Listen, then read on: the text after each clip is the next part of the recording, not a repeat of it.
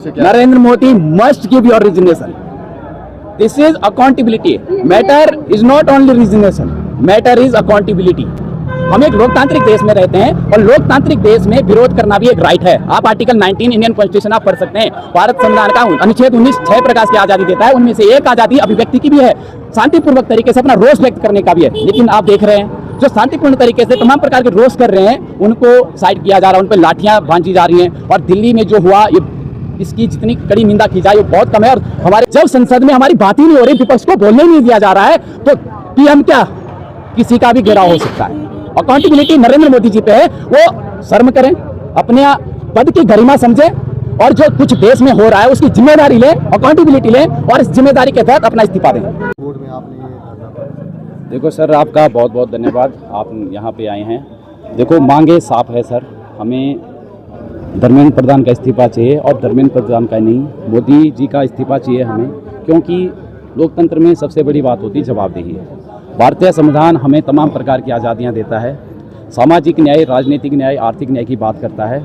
जिस प्रकार से भाजपा सरकार वोट चोरी करके बनी है तो राजनीतिक न्याय की तो बात ही नहीं की जा सकती है।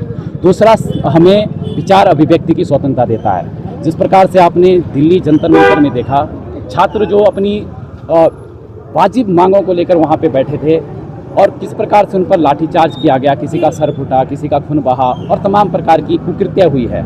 आज की डेट में हम बोलते हैं भारत सबसे बड़ा, विश्व का सबसे बड़ा लोकतंत्र है, लेकिन आज कोई भी व्यक्ति ऐसा दावा नहीं कर सकता है कि भारत विश्व का सबसे बड़ा लोकतंत्र तो छोड़ो, लोकतंत्र रहा भी है। क्योंकि विपक्ष की आवाज़ जिस तरीके से दबाई जा रही है, हमारे नेता आदरणीय राहुल गांधी जी संसद में भी इस बात को चर्चा में ला रहे थे कि छात्रों पर जो ये बर्बरता हुई, क्रूरता हुई, इसकी जवाबदेही दो।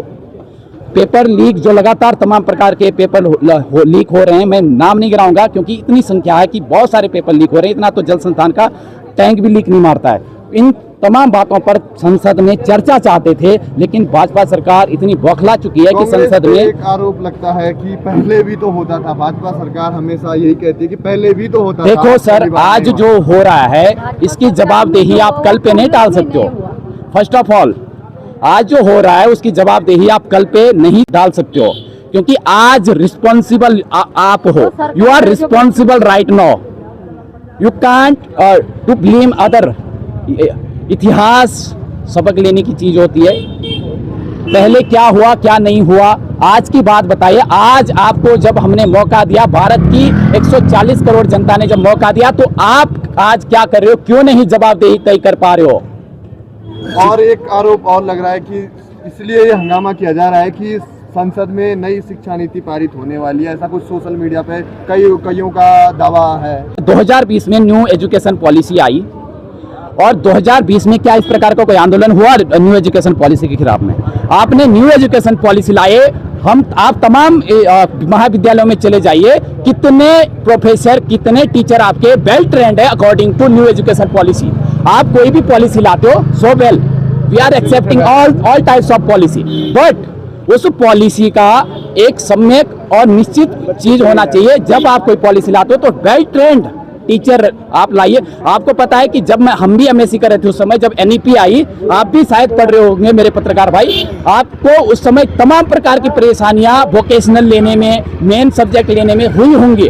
जब आप किसी को पहले ट्रेनिंग नहीं दोगे, एकदम से कोई भी पॉलिसी आप ला दोगे, तो ये बिल्कुल अपनी नाकामियों को, अपनी विफलताओं को छुपाने का काम है और बाकी कुछ नहीं है। भाजपा सरकार सिर्फ मुद्दों को डाइवर्ट करना चाहती है। राम मंदिर चोरी आप देख सकते हैं, कहते हमने राम को लाया, अरे ये क्या राम को लाएंगे, राम ने इनको लाया, राम के घर पे इन्होंने चोरी करी। ये मुद्दों से भटकाने वाला काम है, इसके अलावा कुछ भी नहीं है। और ये प्रदर्शन जो आपने किया, इसका सार क्या है, क्यों किया गया ये प्रदर्शन, इसका मेन उद्देश्य क्या है? Narendra Modi must give your resignation.